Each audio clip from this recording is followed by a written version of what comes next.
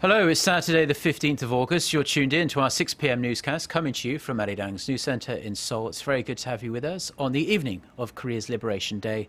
I'm Mark Broom. Our top story this evening, President Park Geun-hye has called on Japan to back up through action its past apologies for the country's imperialistic aggressions, marking the 70th anniversary of Korea's liberation from Japanese colonial rule on Saturday. She also urged North Korea to break out of its tired cycle of provocations and threats. Choi You-sun starts us off. President Park Geun-hye has expressed disappointment over Japanese Prime Minister Shinzo Abe's statement on Friday, marking the 70th anniversary of the end of World War II. While noting Abe's assurances that Tokyo's previous Kono and Murayama statements of acknowledgement and apology about its imperialist past will be upheld, President Park said it's time for Japan to act. 앞으로 일본 정부는 역대 내각의 역사 인식을 계승한다는 공언을 일관되고 성의 있는 행동으로 뒷받침하여 이웃 나라와 국제사회의 신뢰를 얻어야 할 것입니다. For starters, the Korean president called on Tokyo to promptly seek an appropriate way to resolve issues concerning the Korean victims of Japan's wartime sex slavery. President Park then vowed to respond firmly to North Korea's provocations, especially in the wake of the North's recent landmine attack in the demilitarized zone.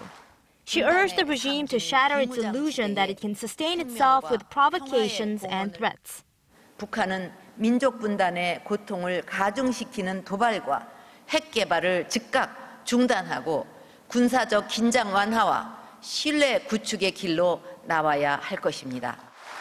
President Park then said South Korea will send a list of 60,000 family members separated in the Korean War to Pyongyang, with hopes to help them reunite with their loved ones in the North on a regular basis. 이산가족 문제만큼은 아무리 정세가 어렵고 이념이 대립한다고 해도 인도적 견지에서 남북이 근본적인 해결 방안을 찾아야 합니다.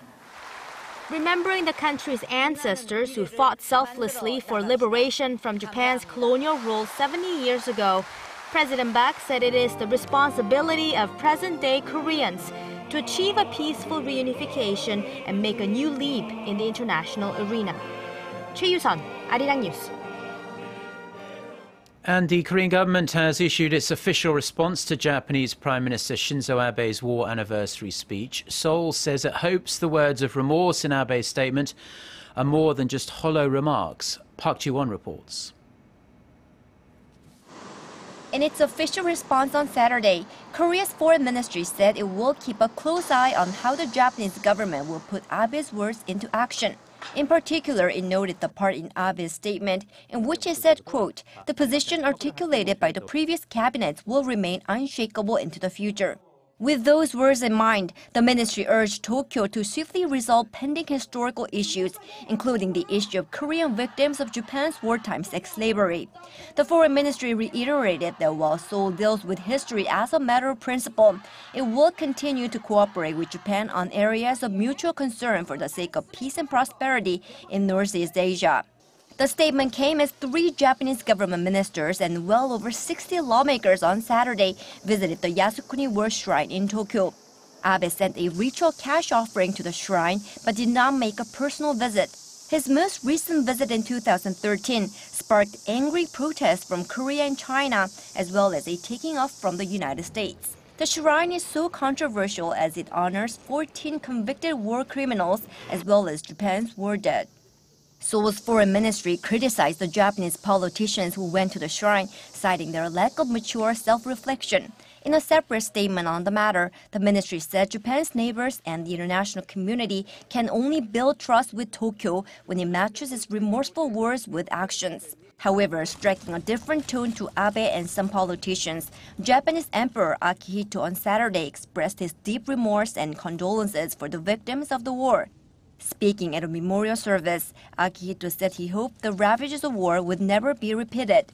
The Japanese emperor has used expressions of remorse before, but not at this annual service ceremony. Park Ji-won, Arirang News. China has slammed Japanese Prime Minister Shinzo Abe for not issuing his own apology in his official statement on the 70th anniversary of the end of World War II. The Chinese Foreign Ministry says Abe should have made an explicit statement on the nature of the war rather than being evasive. It added that Japan should sincerely apologize to the countries that suffered from its military aggression and reiterated that Tokyo should take concrete actions to win the trust of its neighbours. The United States reacted more positively to Abe's statement. The White House said it welcomed the Japanese leader's expression of deep remorse for the suffering caused by Japan during the World War II era. In other news, South Korea and the United States have informed North Korea that they will be holding an annual joint military exercise from Monday. The allies say that the so-called Ulchi Freedom Guardian exercises will take place from August 17th to the 28th.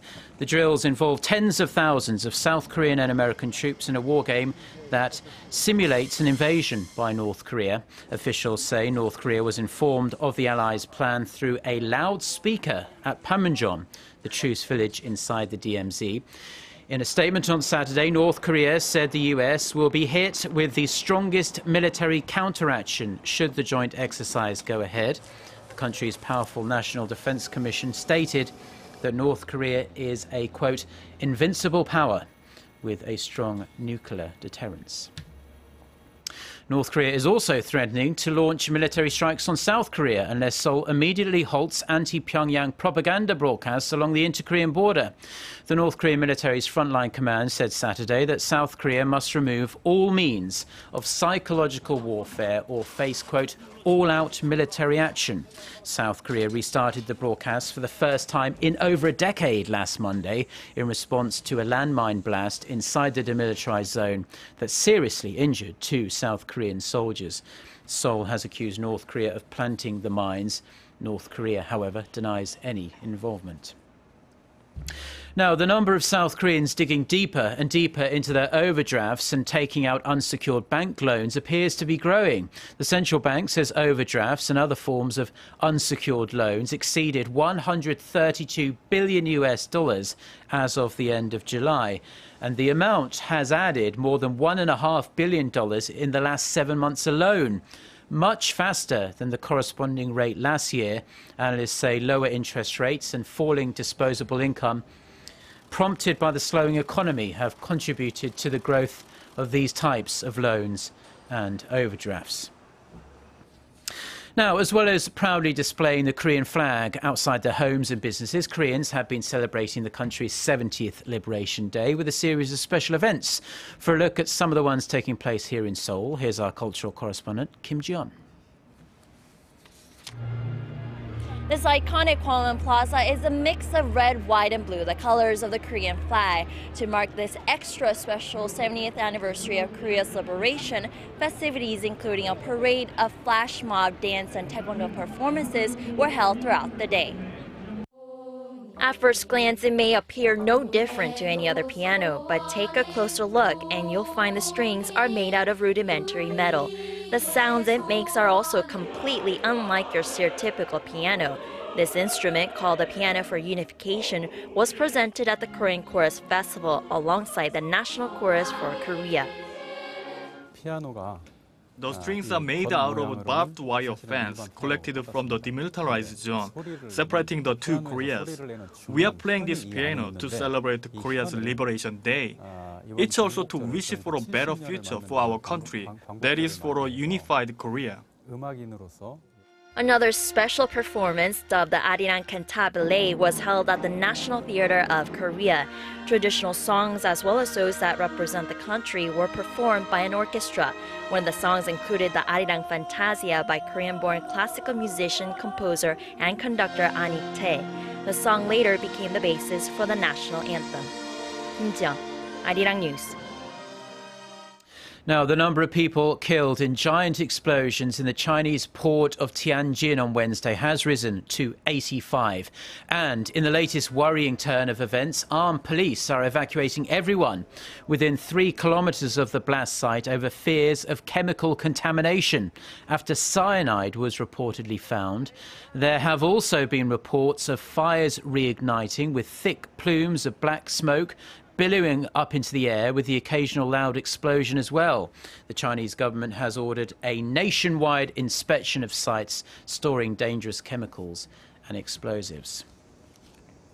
The President of the European Commission says a new bailout deal for Greece sends out the message that Athens will remain in the Eurozone. Eurogroup finance ministers approved a third bailout after Greek MPs endorsed the deal. The deal requires tax hikes and more tough spending cuts in return for 85 billion euros in funding that will be made available over the next 3 years. Now, this is Greece's third bailout programme since 2010. The head of the IMF, Christine Lagarde, has called for the government in Athens to be given significant debt relief. She says Europe should help, as Athens cannot put its fiscal house in order on its own. Now, before we go, taking a brief look at the weekend weather for Korea, and it will continue to be hot and humid across most of the country for the next couple of days. It will be another warm night, with the overnight low only dipping to 23 degrees Celsius in Seoul. We'll see afternoon highs in the low 30s nationwide on Sunday, with plenty of sunshine. With that, let's take a look at the weather around the world.